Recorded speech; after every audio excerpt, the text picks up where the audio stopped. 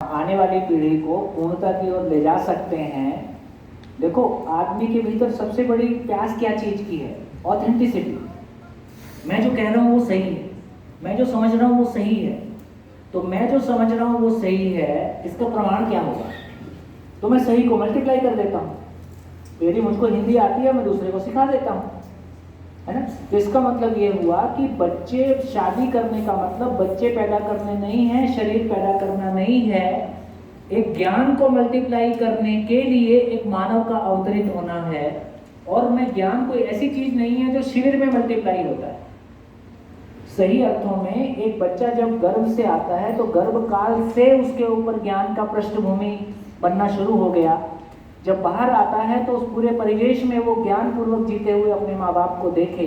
और उस बच्चे में जैसे जैसे हम ज्ञान को ट्रांसफर करते हैं, हमारे आचरण को देखकर, हमारी चर्चा से, हमारी बच्चे से बात करने में कितना मजा आता है।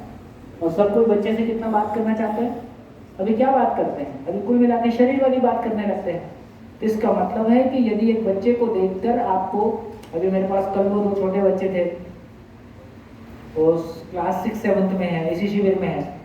कल जब मैं नाश्ता कर रहा था तो मेरे को पूछने आए थे, हमको आपके शिविर में ना ये बात ज़्यादा अच्छी लग रही है, अब आप हमको बताओ कि हम बच्चों के शिविर में बैठे कि आपके शिविर में बैठे।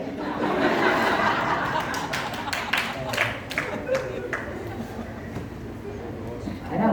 हाँ, नहीं, वो पहले आए। तो मेरा क्वेश्चन ये है कि ऐसा जरूरी है जन्म लिए बच्चे, अपन गोद लिए बच्चे को समझ नहीं दे सकते क्या? गोद लिए बच्चे के साथ में और जन्म के बच्चे के साथ में इतना ही मतलब है कि मैंने जो इतने सालों में देखा कि एक तो हस्बैंड वाइफ में से दोनों का स्वीकृति इक्वल नहीं रहता है। किसी एक का कम, किसी एक का ज़्यादा, और किसी आयु के बाद उसमें कम ज़्यादा। तुम ध्यान नहीं दे रहे हो, तुम ध्यान नहीं दे रहे हो। तो अभी हमारी चेतना का स्तर इतना ऊंचा उठा हुआ नहीं है कि हम अभी जो अपना बच्चा रहता है उसके साथ में ब्लड रिलेशन होने की वजह से हमारा मोहवश, एक अटैचमेंट दोनों का लगभग एक इक्वल लेवल का रहता है। तो मेरा ये कहना है कि आप जो भी बाहर के बच्चों को जिस अर्थ में भी सपोर्ट करना चाहो, सपोर्ट करो, लेकिन ये कोई विकल्प नहीं है। अभी मेरे को लगता है कि थोड़ा शिविर बहुत प्राइमरी स्टेज में है। अभी तीसरे दिन में हम थोड़ी सी ज़्यादा मैच्योर बातें कर रहे हैं, क्योंकि मेरे को लगा कि शिविर बढ़िया चल रहा है और ये बात इस फ्लो में आई है तो मैं कर दूँ। तो मेरे को लगता है कि इस टॉपिक को थोड़ा होल्ड भी कर सकते हैं। हम परिवार में जाएंगे, थोड़ी सी बात हो जाएगी, तब इस बात को करेंगे, ज़्यादा बेहतर है। लेकिन एक बात ये समझ में आ गई कि पदार्थ अवस्था अपने अस्तित्व को बनाए रखता है, पेड़ पौधे अपने अस्तित्व को बनाए रखते हैं, पशु पक्षी अपने अस्तित्व को बनाए रखते हैं, मानव भी अपने अस्तित्व को बनाए रखना चाहता है। क्या केवल शरीर मल्टीप्लाई करके हम अपने अस्तित्व को बनाए रखेंगे? ये ग्लोबल वार्मिंग, फैमिली वार्मिंग हमको लेके डूबेगा।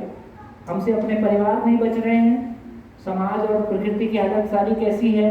इसका मतलब है कि मानव का भागीदारी शरीर मल्टीप्लाई करने का नहीं है, मानव का भागीदारी ज्ञान मल्टीप्लाई करने का।